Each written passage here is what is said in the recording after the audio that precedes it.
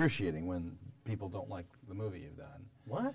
You know, Okay. but when they love the movie. Oh, I was going to say, I was Yeah, like, no, you must be yeah, thinking of no. another movie. Yeah, 'cause no. we didn't But see when the they same love film. the movie, oh, you've yeah, done, exactly. then like anything else, it's a pleasure because you find different things to talk about, and you don't get tired of talking about the same things because you're glad they saw it. I can't think of a movie that you did that I haven't liked though. I'm trying to think. I'm like, Well, I've done, but there's been movies that last Snake Plissken people movie was a little don't more like. like, Yeah, like that. I mean, that was disappointing to some people who Yeah. were real Snake Plissken fans. Yeah, it was like, but people who had never seen Escape from New York, they loved that movie. Yeah.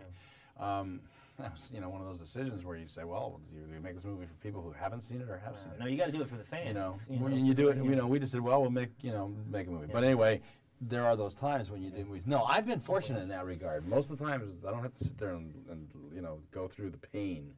Yeah. I don't think I would want to do that.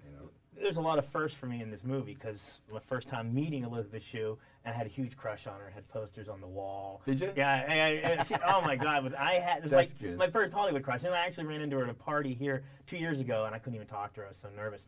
And I mean, I love movies. I'm the most fortunate person in the world. I get to talk to movie people. I get to find out how they were made. And the first time I saw a movie, the first movie ever, was The Computer Who Wore Tennis Shoes. Oh yeah, okay. And yeah. somehow, Dexter Riley, I have never run into, actually, and the same thing here. I was at a screening of Miracle, and you were there with the team, and everybody was standing out, and I wanted to go up and introduce myself. Too nervous to do it. And so forth. But you should get in the business. If you love movies, you should be in the business. Yeah, but there's certain people the business needs people who love movies. You were talking about you've done 100 movies. You've been a huge fan of all the different characters and the people you played. So I just get a little bit nervous because you've entertained me for so many years, and then plus I'm also worried that you're gonna be a jerk or something. Yeah, you'll be a big letdown. A big letdown. No, that's the big thing is that when you meet somebody that you've seen for a long time, Yeah. and you meet them and you're kind of excited about it, and they're just big nothing.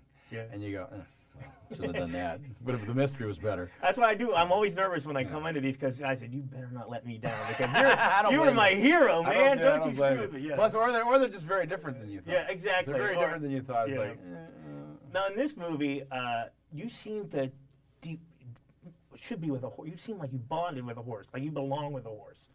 Well, I mean, every time you do a movie, you try to give it credibility, and whether you're going to be a hockey coach or whether you're going to play Elvis Presley, whether you're going to be a used car salesman, or whether you're going to be, shocked by a computer and have a really, for a little while have the goods.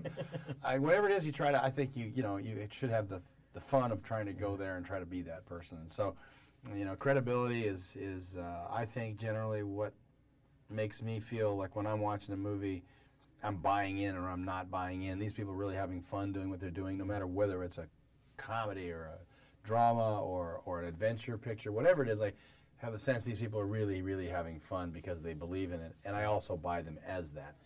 I think one of the things that's great about Dreamer, and Dreamer, by the way, for me, which I've just never had this experience, I know it's the best movie I've ever been in. Everybody in it is perfect. Everybody in it is good. They fit. Everybody fit. Everybody fits real. The horses are real. The place is real. The sense of it, the way it looks, the way it sounds, the music, the characters, and the way they're played. It's just good, and I hope it gets recognized as that. I just don't see any reason why Dreamer isn't going to be a movie people. Yeah, it's a great family film that you can recommend. And it is and by the way, it's a film that anybody can go see it. I really hope that some old paradigm that exists for pictures that the whole family can see get lost on the intelligentsia, and it doesn't get recognized because it's a film that the family can see. Yeah. Doesn't mean it's not great. It is. I'll put it up against anything so far. I just haven't seen a better movie this year. Let me ask you a question about your character. Why do you think Ben could communicate with horses but not his own daughter? Well, I think he could communicate with horses, but I think he's really lost. I think in the beginning of this movie, you meet a man who's failed to a point where he's myopic now, and all he can do is deal with the horses, and therefore theoretically he can connect with them. But I think really what's happened is he has disconnected. It has become such a business to him in his mind because he's got to make some money from, to put food on the table for his family, that he has forgotten or has lost the ability to have a relationship with the horse. And that's what makes champions. That special ability for a trainer find the best in that athlete and bring it out. He's got to get to know that athlete. If you've lost that, you've lost a bit of the love that goes with the job. I think that's what he discovers back through his daughter's relationship with the horse. Yeah, well, it's a great family film, and thank you for not disappointing me. Okay.